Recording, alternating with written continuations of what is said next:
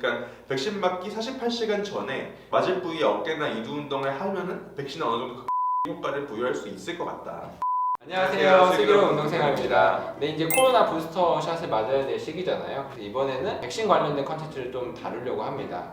제가 신쌤이 코로나 백신 2차 맞은 날을 기억을 하고 있어요. 이제 이걸 기억을 하는 게 2차 맞은 당일에 등 운동을 한다고 사진을 보내가지고 기겁을 해가지고 그날 당일에 기억을 하고 있죠. 저도 엄청 중독 수준이어가지고 그때는 했었는데 이번에는 잘 안 할 것 같기는 해요. 왜요? 이번 컨텐츠 준비하면서 조금 느낀 바가 있어서 생각이 조금 바뀌었는데 저희가 이제 군의관 때 이런 접종 같은 걸 많이 놓는 작업을 하거든요.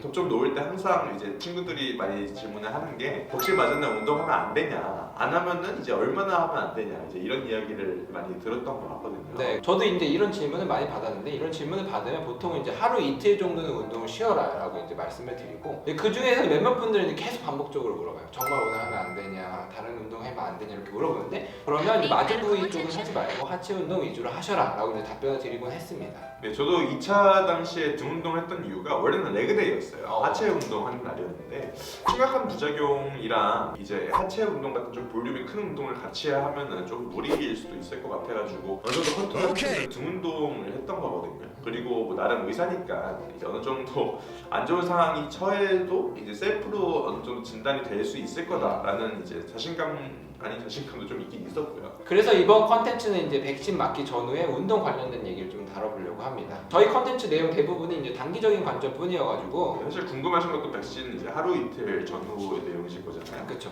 그래서 장기적인 부분에 대해서는 지금 잠깐 짚고 넘어가도록 할게요. 2021년 리뷰나 이제 메타 분석을 보면 최소 4주 이상의 중등도 운동을 꾸준히 해온 경우에는 이제 중등도 운동이라고 하면은 대화는 할 수 있지만 노래는 못 부를 정도. 이런 운동을 꾸준히 해오면 어떤 지역사회 감염이라든지 폐렴, 독감 같은 경우는 31%나 감소시키고 사망률 같은 경우에는 37%나 감소시킨다고 해요. 또 이런 꾸준하게 해오는 운동이 백신 후에 하체 생성률을 이제 높인다는 연구도 있으니까 평소에 운동을 열심히 하느냐가 얼마나 중요하느냐.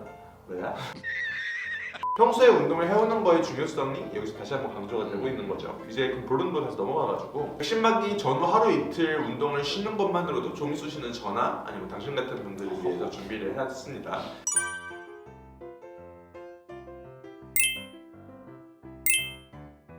백신 맞기 전 운동 관련된 내용부터 다뤄보도록 하겠습니다. 전 처음에 이제 이거 관련된 논문을 좀 찾으려고 했을 때 논문이 없을 거라고 예상을 했었어요. 그 이유가 저 같은 경우에는 백신 맞기 전에는 푹 쉬고 가야지 좀 좋은 컨디션을 맞으니까 그렇게 생각을 했었는데 이런 논문이 있으려나? 정말 신선한 접근일 것 같은데 하면서 찾아봤는데 예상외로 논문이 너무 많아서 깜짝 놀랐습니다.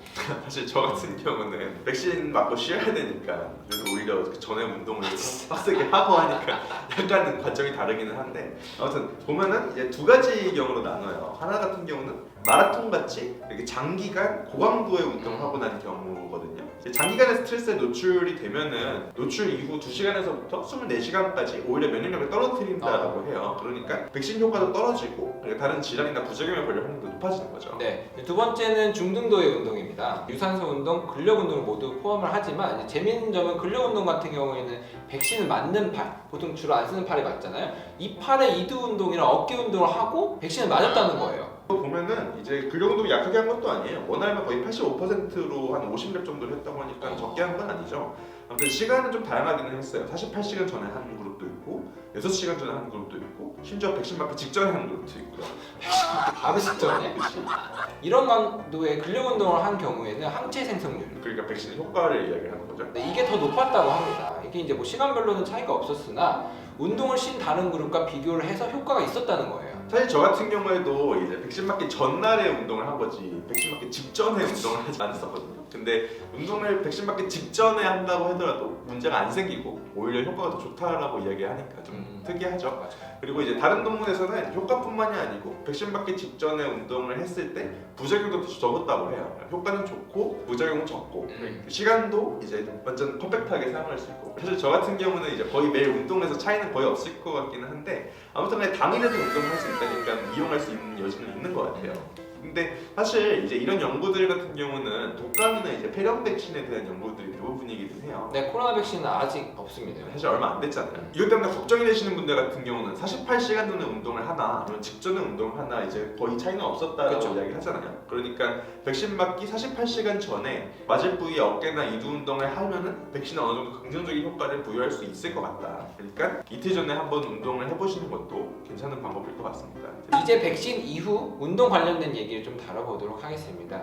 전 당연히 백신 맞기 전보다 후에 대한 운동 데이터가 훨씬 많을 줄 알았는데 이 논문이 훨씬 적고 없었어요, 거의. 뭐 아무래도 당연히 위험하다라고 생각할 수도 있었을 것 같고, 그리고 이제 연구를 하려면은 이제 연구 대상의 안전이 중요한데 아무래도 위험할 테니까 그런 문제도 있었을 것 같기는 해요. 내과 의사들의 로망인 논문 NEJM의 2021년 코로나 백신의 효과랑 안정성 관련된 논문을 실었는데 여기에서도 운동에 대한 언급이 딱히 없더라고요. 이제 코로나 백신을 맞고 나면 어떤 맞은 부위 통증이라든지 전신 피로감, 두통 같은 게 이제 대표적인 부작용인데 이 중에서 이제 맞은 부위 통증이나 뻐근함 같은 경우에는 이제 팔을 가볍게 움직이거나 살짝 운동하는 것만으로도 이런 증상을 감소시킬 수 있다고 이제 미국 CDC는 말을 하고 있습니다. 어느 정도 강도의 운동으로 현재는 나와 있지는 않지만 부작용의 일부를 백신 후 15분 정도 간단한 상체 운동을 통해서 감소시켰다라는 연구가 있기는 있어요. 아무래도 왜 원래 이제 근육 주사 같은 거 맞으면은 이제 그 부분 많이 이렇게 문질러 주라고 그치, 하잖아요. 그치. 근육 사이에 어느 이물질이 끼어있는 형태로 되어 있으니까 그거를 조금 이렇게 풀어줌으로써 어느 정도 통증 감소 효과가 있는 건데 그거랑 비슷한 원리지 않을까 싶어요. 네, 이게 다른 부작용들은 조금 달랐습니다. 이제 코로나 백신을 맞고 나서 나타나는 대표적인 부작용인 이제 두통이 있는데 두통 같은 경우에는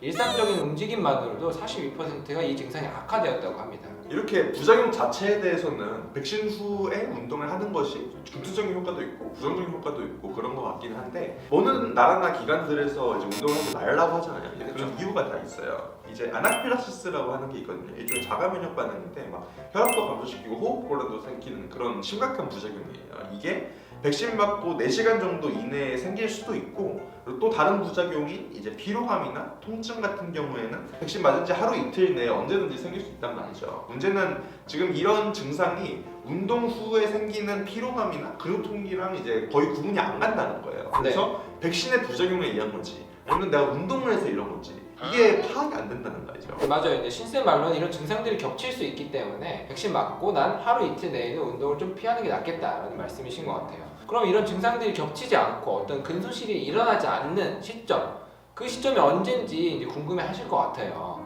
논문을 보면 하루 정도 운동을 완전히 쉰다고 하더라도 골격근의 어떤 근육 합성 정도라든지 인슐린 감소성은 절대 떨어지지 않는다고 합니다. 그리고 앞에 영상에서 한 내용이랑 좀 겹치는 부분이 있는데 일주일 내에서의 완전 휴식 같은 경우는 수행 능력에 전혀 감소되지 않는다라는 연구 결과가 있고요. 그리고 완전 운동 중지 이틀 정도 해주는 거는 오히려 운동으로 인한 생체나 정신적인 스트레스나 컨디션의 회복에 도움이 오히려 될 수도 있다고 하니까 이번 기회에 한 이틀 정도 편하게 휴식해 주시는 것도 좋은 방법일 것 같습니다.